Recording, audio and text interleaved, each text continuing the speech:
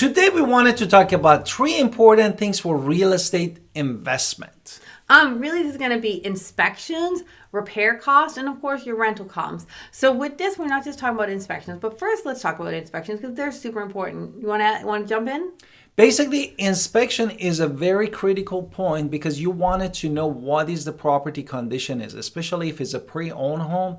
You don't want to walk into transaction that needs to be a lot of repair for you and also put your ROI in danger when you are investing in real estate. So inspection often identifies existing issues, already uncovered issues, and potential issues that might need future repair. So all of this is kind of in the inspection report. Even if you're not going to repair it right now, knowing that the roof is probably going to last maybe 5 more years is something you need to know if you're renting it out. Exactly. So really the key areas to focus on is, of course, structure.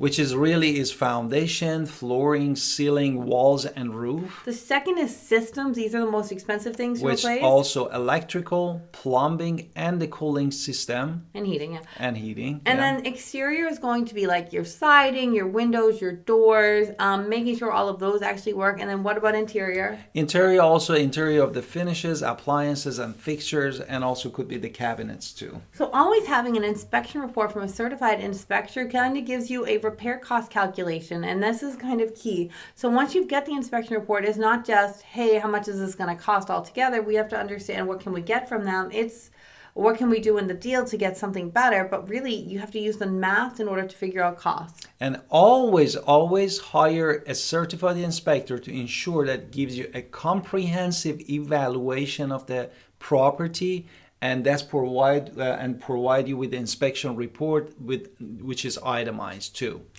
Okay, so back to repair. Oh, let's do our introduction. Let's hit it. Hi, it's Alan Victoria. Welcome to our channel and podcast. And if this is your first time in our podcast and YouTube channel, make sure you subscribe and get notified. Also, you call text all the time, 252-327-3357. We love talking to you. Don't be shy. Also, grab our buyer's guide and seller's guide in the description below. Now, back to repair costs. Once you've done that inspection, we have to really kind of go a step-by-step approach on how much things are going to cost. Number one, we're going to itemize identified issues. You're going to have a checklist of things that are absolutely the must-do, like to do, and want to do. So calculate repair costs accordingly. So again, number one is itemize, and highlight the important ones in that inspection report if you don't want to make a checklist. And then number two is really getting estimate. Like if you have a contractor, handyman, somebody that really can give you a good estimate, and then either replacing it or fixing it, that how you can basically adjust your numbers based off those repair costs. This thing is number three is factoring in time and complexity. So you want to continue with additional costs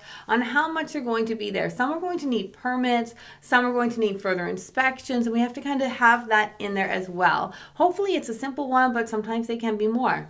And then the number 4 really is the calculation parts, which total expenses, you need to bring down everything, as my wife said, if it needs the basically permit or not, and then what is the time frame that takes to make all those repairs necessary to the property. And even if you don't like spreadsheets, I would recommend using a spreadsheet and trying to figure out 10 to 20% of your money and making sure you are putting some away for that contingency fund for repairs and making sure that unexpected expenses, maybe you buy a house and then it was working fine and then the HVAC doesn't work fine 10 days later after you buy the house. So you have to kind of factor in big ticket items right up front too, even if that is not showing up in the inspection report. That's why we were saying the inspection.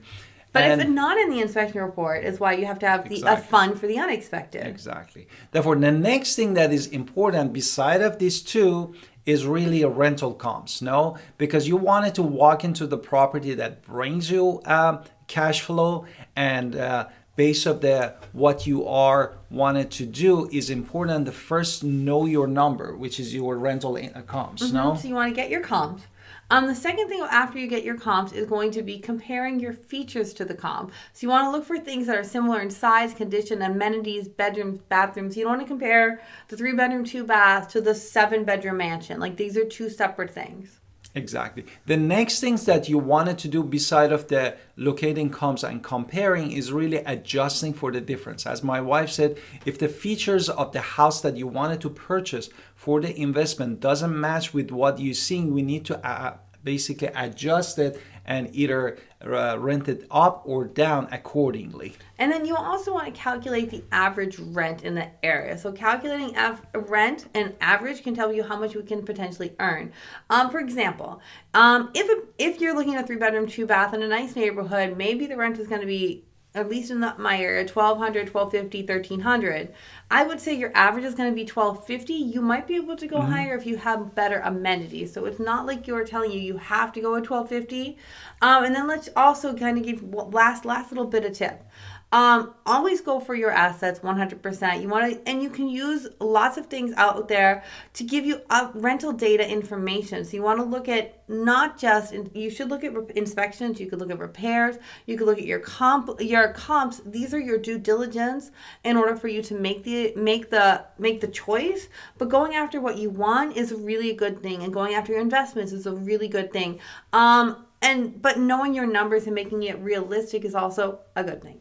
Exactly. Therefore, if you wanted to get the expert insight for these comps, really, you can start from Zillow and call me or Realtor.com for some of the things. And of course, you need to connect with us or your real estate agent professionals, because we can give you and share with you the MLS listing and how much and give you the accurate numbers that how much these houses listed and went for in the market. Absolutely. So we hope you love these videos. We love making them. We can't wait to see you again. Please like and subscribe to our channel. And of course, watch this video.